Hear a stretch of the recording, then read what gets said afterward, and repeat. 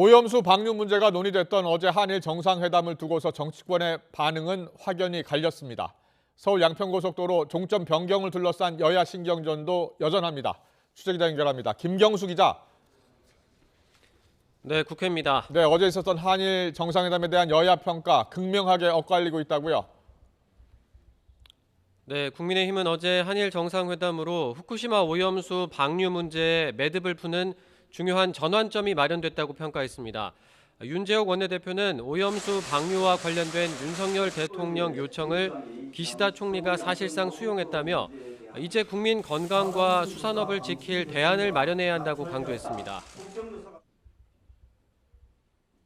기시다 총리는 일본 총리로서 해양 방출 안전성에 만전을 기해 자국 및 한국 국민들의 건강과 환경에 악영향을 주는 방출은 하지 않겠다며 윤 대통령의 요청을 사실상 모두 수용하였습니다. 반면 민주당은 윤 대통령이 일본 오염수 해양 투기를 사실상 용인했다며 받아들일 수 없는 회담이라고 평가절하했습니다.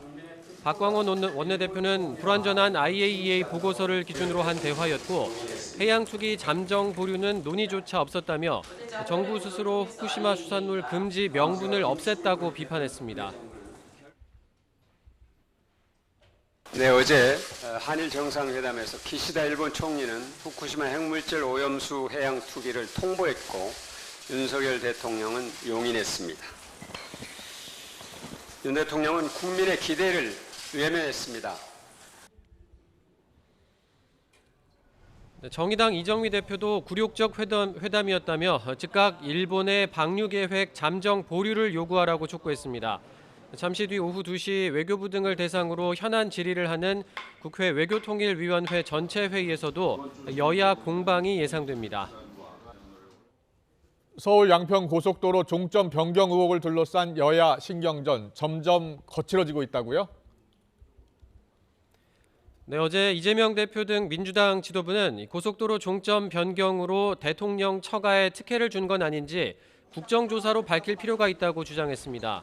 오늘 국민의힘 윤재옥 원내대표는 국정조사가 필요하다면 대상은 문재인 정부가 되어야 한다며 곧바로 맞받았습니다. 대안노선 검토 등이 모두 전 정부에서 일어난 일이라는 건데 박대출 정책위의장도 가짜뉴스로 정치 공세를 그만하라고 거들었습니다.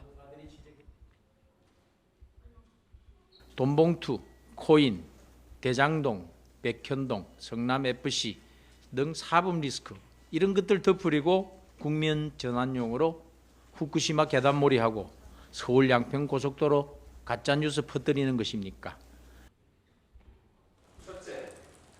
민주당도 가만히 있지 않았습니다. 국민의힘이 민주당의 모든 책임을 떠넘기려 한다며 적반하장이라고 비판했는데요. 1조 8천억 원이 투입되는 대통령 공약 사항이 장관 기자회견 한마디로 백지화됐다며 제대로 절차를 거치지 않은 일방적 백지화는 또 다른 국정농단이라고 비난했습니다. 원희룡 장관이 갑자기 백지화 이 얘기를 했을 때 우리 속담에 도둑이 제발 저린단 말이 딱 맞습니다. 원희룡 장관은 대치동 일타 강사 흉내 내지 말고 국회에 와서 진실을 밝히면 됩니다. 오늘 민주당 경기도당은 원희룡 국토부 장관을 직권남용 혐의로 고위공직자범죄수사처에 고발하기도 했는데요. 다음 주 월요일 국회 국토교통위 현안 질의에는 원희룡 장관이 직접 출석할 예정입니다. 국민의힘은 원 장관이 의혹을 잘 해소할 거라 기대하고 있지만 민주당은 국토부 설명에 미흡한 부분이 있으면 국정조사 요구서 제출을 검토한다는 방침입니다. 지금까지 국회에서 전해드렸습니다.